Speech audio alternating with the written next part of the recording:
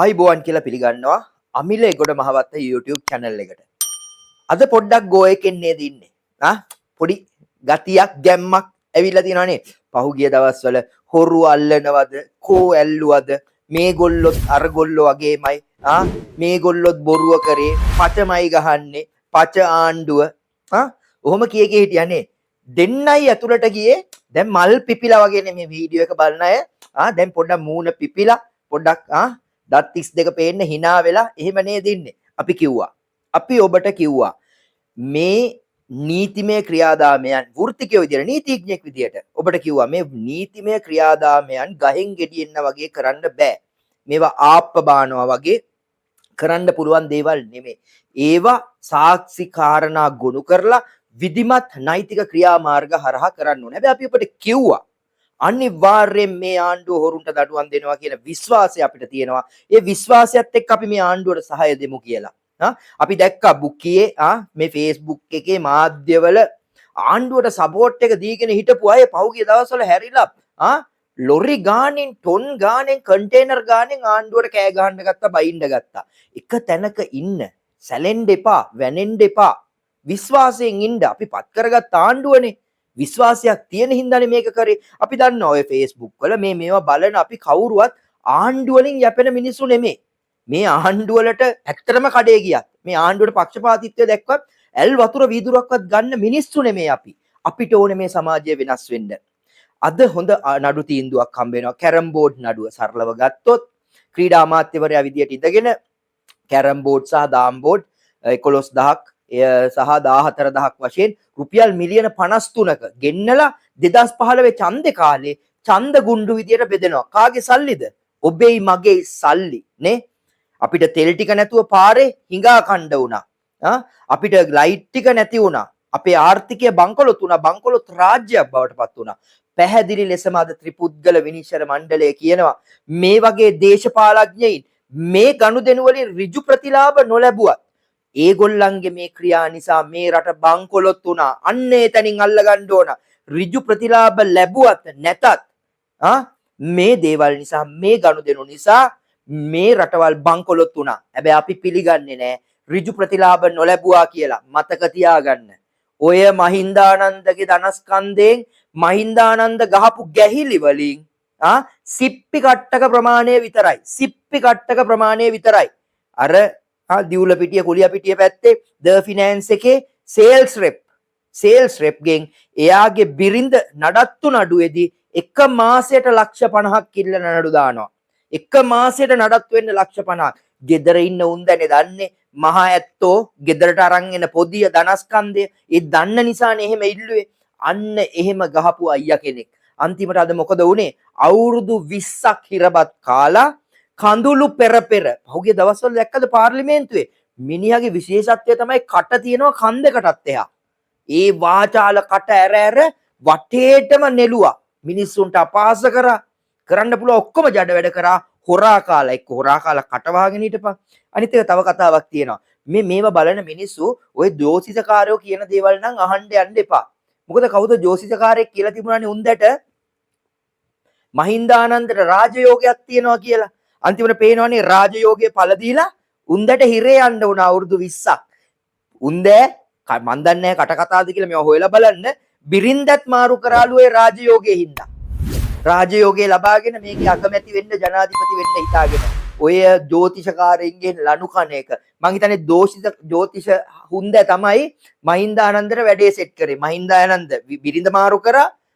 හිටපු බිරිඳ ගිහිල්ලා දැම්ම නඩුවක් දාලා ඔක්කොම මිනිහාගේ පැටිකිරිය එළියට දැම්මා. කොහොම නමුත් ඔය මේ රට ගසා කාපු අපතයින්ගෙන් එකෙක් විතරයි. තව ලයිස්තුවක් ඉන්නවා අපි දැම්ම කට ඉස්සර කරගන්නේ නැහැ. ඊළඟට එනවා. ඒකින්ද මේ රටේ මිනිස්සුන්ට කියනවා. මේ රට ගමනක් යනවා. මේ මිනිස්සු බලාපොරොත්තු වෙච්ච ගමන යනවා. මේක හැලෙන්න එපා, සැලෙන්න එපා. පුංචි දෙයින් සතුට වෙනවා වගේම පුංචි දෙයින් කඩා හැලෙන්න ලෑස්ති වෙන්න එපා. දැන් මේ දවස්වල හෙන ගෝ එකේ ඉන්න දෙන්නෙක් ඇතුළට දාපු හින්දා ඉවසගෙන ඉන්න. නීතිමය ක්‍රියාමාර්ග කියන්නේ වෘත්තිකයෙක් විදියට උදේ හවස උසාවි යන මිනිහෙක් විදියට වගකීමෙන් කියන්නේ මේවා හිතූ විදියට බෙල්ලෙන් ඇදගෙන ඇවිල්ලා කරන්න පුළුවන් දේවල් නෙමෙයි. අපි දැක්ක අර නලින් බණ්ඩාර කියනවා හයියෝ මේ ආණ්ඩුව දාපුවා නෙමේ අර ආණ්ඩුව දාපුවා. ඉතින් අපිට පාන්ද අපි නලින්ගෙන් අහන්නේ පාන්ද මේ රටේ මිනිස්සුන්ට අදාළ නැහැ මොන ආණ්ඩුවෙන් දාලාද දඬුවම් දෙන්නේ කියන එක. අනිත් එක නලින් බණ්ඩාර මතක තියාගන්න ඕන. ඕ වගේ අල්ලස් නඩු 40 ගාණක් 50 ගාණක් ඉල්ලාස් කරගත්තා ඔය ආණ්ඩුව වලින් දාලා. ඔය යාන්තම් රැකගෙන ආපු එකක් දෙකකින් විතරයි මේ මිනිස්සු හිරේ යන්නේ. ඒකෙන්ද නලින් බණ්ඩාර මේ රටේ මිනිස්සු ලබාගත්ත ජයග්‍රහණ නිකන් තුට්ටු දෙකට දාලා කතා කරලා නිකන් පීචං වෙන්න යන්න එපා මහත්තයෝ. ඒක ගැලපෙන්නේ නැහැ. ඒ කියන්නේ ඕගොල්ලන්ගේ විපක්ෂෙවත් ඕගොල්ලන්ට රැඳෙන්න වෙන්නේ නැහැ. මොකද මිනිස්සු හරි කියන දේ මිනිස්සු හොඳයි කියන දේ ඕගොල්ලෝ නිකන් පයිසෙට දාලා තුට්ටුවට දාලා කතා කරපුවම ඕගොල්ලෝ හිතනවාද මිනිස්සු ඕගොල්ලන්ව වාව් කියලා ඔළුවේ තියාගන්නවා කියලා. එහෙම එකක් නෑ. මේ රටේ මිනිස්සුන්ට වැඩක් නෑ කවුද දඬුවම් දෙන්නේ කියලා. මිනිස්සුන්ට අවශ්‍ය වෙන්නේ වැරදිකරුවන්ට දඬුවම් දීම විතරයි. අන්න ඒකයි සිද්ධ වෙන්න ඕන. අනිත් එක මේ රටේ මිනිස්සුන්ටත් විපක්ෂයේ ඉන්න ඔය කහින උන්දලටත් කියන්න ඕන දේශපාලන පක්ෂවලට මිනිස්සුන්ට දඬුවම් දෙන්න බෑ. මේ රටේ නීතිය කියලා දෙයක් තියෙනවා. නීතියේ ක්‍රියාදාමයක් තියෙනවා. යුක්ති සහධාරණ නඩු විමසීමක් තියෙන්න ඕන. ඒ හරහා මේ රටේ ස්වාධීන අධිකරණයකට විතරයි මේ රටේ දඬුවම් දෙන්න පුළුවන්. එතකොට මේ දඬුවම් දීමේ ගෞරවය ලැබෙන්නේ ගරු අධිකරණයට.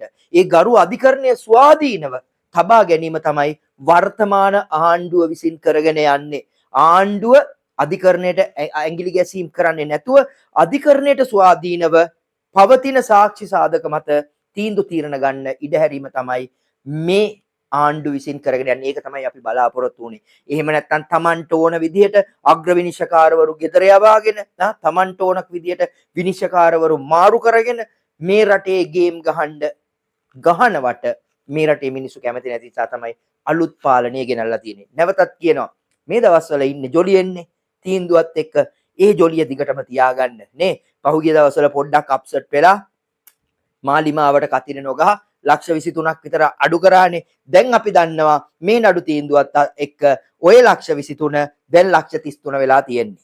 මොකද අපිට ඒක තේරෙනවා මිනිස්සු එක්ක කතා කරද්දි මිනිස්සු සතුටින් ඉන්නේ. මිනිස්සුන්ට ඕනේ මේ හොරුන්ට දඬුවම් දෙන්න. මොකද අපි දන්නවා අපි මහපාර විඳපු දුක, බෙහෙත් ටික නැතුව විඳපු දුක, මේ රටේ තරුණ පරම්පරාව රට දාලා ගිහිල්ලා අදටත් විඳින දුක, මේ රටේ වෘත්තිකව රට හැර යාමේ දුක අපි දන්නවා. ඒ හැම එකක්ම පිටිපස්සේ තියෙන්නේ මේ දේශපාලකයින්ගේ කාලකන්නි දේශපාලන භාවිතය. මේ දූෂණය. ඒක හින්දා මේ ඇවිල්ලා මේ පුංචි මම නැවත කියනවා මේ චූටි කෑල්ලක් මේ පොඩි කෙස් ගහක ප්‍රමාණයක් විතරයි මහින්දානන්දලාගේ අල්ලගත්තේ. තව ගොඩක් දේ එළියට එන්න තියෙනවා. ඒක හින්දා අපි මේ රටේ මේ පාලන ක්‍රමයේ ශක්තිමත් කරමු පුරවැසියෝ විදියට. එතකොට අපේ රටේ මිනිස්සුන්ට අනාගතයක් තියෙවි. අනිත් එක අපි දැක්කා අල්ලාස්ව දූෂණ කොමිෂන් සභාවේ සහකාර අධ්‍යක්ෂකවරිය හරි ලස්සන කතාවක් කියනවා.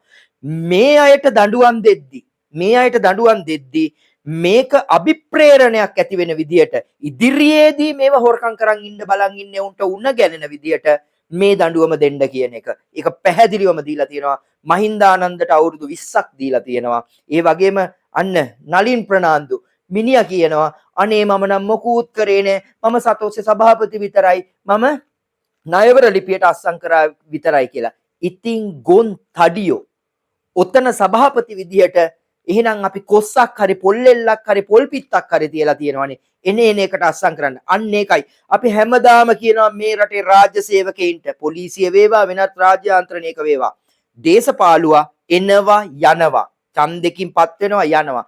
රාජ්‍ය සේවකයා හැමදාම ඔතන ඉන්න ඕන. ඔතන ඉඳලා ටින්කිරි කණ්ඩ වෙන්නේ. අන්තිමට පරිප්පුව කණ්ඩ වෙන්නේ ඔය රාජ්‍ය සේවකයාට තමයි. දැක්කනේ උසාවියේ අර කණුවකට හේතු කරගෙන නලින් ප්‍රනාන්දුට මහින්දානන්දයන් නෙලනවා. කැමරාවට හවුවෙලා තිබුණේ බයිනවා.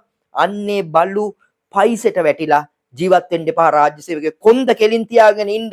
දේශපාලඥයට කරන්න පුළුවන් දේ කරන්න, බැරි දේ බැහැයි කියලා කියන්න. එහෙම නැත්නම් තමුන්ලටත් වෙන්නේ කවදා හරි මේ වගේ දඬුවම් විඳින්න. දේශබන්දුලට උනේත් ඔන්න ඕකම තමයි. එක එක ටිරාන්ලටයි අරකටයි මේකටයි ඕන විදියට W15 අරවට මේවට වෙඩි තියන්න චණ්ඩිපාඩ් දාන්න ගිහිල්ලා අද මයින වෙලා අන්න ඉන්නවා.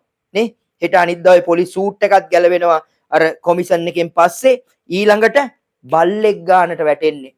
මතක තියාගන්න ඔය රාජ්‍ය සේවයේ නිල ඇඳුම් දාගෙන ඉන්න කොයි අයියටත් නිලතර දරාගෙන ඉන්න කොයි අයියටත් ඔතන පුටුවෙන් බැස්සට පස්සේ අන්තිමට බල්ලු බලල්ලු ගානට වැටෙන්නේ. හැබැයි එහෙම නැතුව ඉන්න රාජ්‍ය සේවකයොත් ඉන්නවා. ඒ ලස්සනට තමන්ගේ වෘත්තියට තමන්ගේ සේවයට ගරු කරලා කොන්ද කෙලින් තියාගෙන වැඩ කරපු මිනිස්සුන්ට ගෙදර ගියත් මිනිස්සු සලකනවා. ඒකින්ද නලින් ප්‍රනාන්දුලටත් කියන්න තියෙන්නේ නලින් ප්‍රනාන්දුලගේ පැටිකිරිය ගැනත් අපි දන්නවා. බිත්තර සෙල්ලන්ද පාරිභෝගික අමාත්‍යාංශයෙන්ද ගහපු ගැහිලි ගැන අපි දන්නවා. නිකන් දැන් බබා වෙන්න එපා. හැබැයි ඔක්කොමල්ලා එකතු වෙලා වංචාව කියන මල් වට්ටියට අත තිබ්බනම් දැන් සෙට් එකම ඔතන ඉඳගෙන නිවන් දකින්න එකයි ඇත්තේ. මේකින්ද දැන් බන්ධනාගාර සුද්ධ කරලා තියන්න ඕන. ඉස්සරහට ඔය පුරවන්න වෙන්නේ මේ රට කාපු එවුන්ට. දැන් පහුගිය දවස්වල රැංගුවනේ නාමල් බේබි හොරු ඇල්ලුවද පචාණ්ඩුවද කියලා. දැන් අපි බලාගෙන ඉන්නේ ඔය ලිස්ට් එකේ කොතනද නාමල් බේබි ඉන්නේ කියන එක. අනිවාර්යෙන් ඉන්න ඕන රස්සාවක් නොකරන නඩුවක් නොකියන මෙලෝ කෙහෙල් පැලයක් ජීවිතේට හිටවපු නැති ආදායමක් නැති නාමල් බේබි මෙච්චර ධනවතෙක් විදිහට රඟන්නේ කොහොමද කියන එක අනිවාර්යෙන් ඉස්සරහට එවි. මොකද දැන් ස්වාධීන අපරාධ විමර්ශන පද්ධතියක් තියෙනවා. ඒකෙදි අල්ලාස්ව දූෂණ කොමිෂන් සභාවේ මේ වෙලාවේ ඉන්න රංග දිසානායක අධ්‍යක්ෂකවරයා පිළිබඳ අපිට ලොකු ගෞරවයක් තියෙනවා. එතුමා බොහොම නීති ගරුක අර අපේ වචනෙන් කියනවා යකෙක්ටවත් බය නැති කෙනෙක් රැකගත යුතුයි. ඒකින්ද නැවතත් කියනවා තාම නීතිපති දෙපාර්තමේන්තුව බුදි. ඒකින්ද නීතිපතිවරයාට ওই වැඩේ කරන්න බැරි නම් කරන්න පුරුවන් බබෙට්ට බාර දීලා නීතිපතිවරයාත් ගෙදර යා යුතුයි. එහෙම නැත්නම් ජනාධිපතිවරයා නීතිපතිවරයාට කතා කරලා කියන්න ඕන මේක කරන්න බැරි නම් ගෙදර යන්න කියලා. මොකද මේ රටේ මිනිස්සු ලොකු විශ්වාසයකින් ඉන්නවා. ලුණු කැටේ නැද්ද? හාල් ටික නැද්ද? පොල් ටික නැද්ද? කියන කතන්දර නෙමෙයි. ඒකින්ද මේ රටේ මිනිස්සු බලාගෙන ඉන්නවා මේ හොරු ඇල්ලීම කියන කතන්දරේ. දැන් පහුගිය දවස්වල හොරු අල්ලනවාද අරවද මේවද කියලා ලොකු කතන්දර කියපු මිනිස්සු දිහා බලන්න විපක්ෂයේ පට්ටම හොරු ටික තමයි ඒ කතාව කිව්වේ. අපි දැක්කා උදේගම්මන්පිල වොයිස් කට් එකක් දීලා කියනවා ආණ්ඩුව හරිනම් තමන්ව සතුරෙක් විදියට නෙමෙයි සකලගන්න ඕන මිතුරෙක් විදියට කියලා. අපිට නම් පේන්නේ ආණ්ඩුව සත පහකට උදේගම්මන්පිලව ගණන් ගන්න නැහැ කියන එක. පයිසෙකටවත් ගණන් ගන්න නැති ගානට දාලා තියෙන්නේ ආණ්ඩුව උදේගම්මන්පිලය දාලා තියෙන්නේ නිකන් අපතේක් ගානට මෙලෝ රහක් නැති.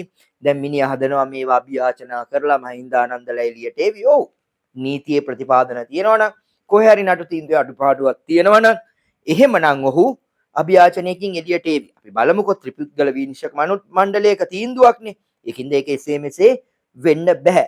ඒ වගේම අපි දැක්ක මහින්දානන්දගේ දඬුවම් අඩු කරගන්න කියන කතාව අවුරුදු 61ක්ලු.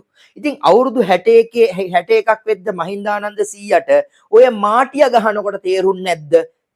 එයා වයසක අවුරුදු 61ක මිනිස්සෙක් කියලා.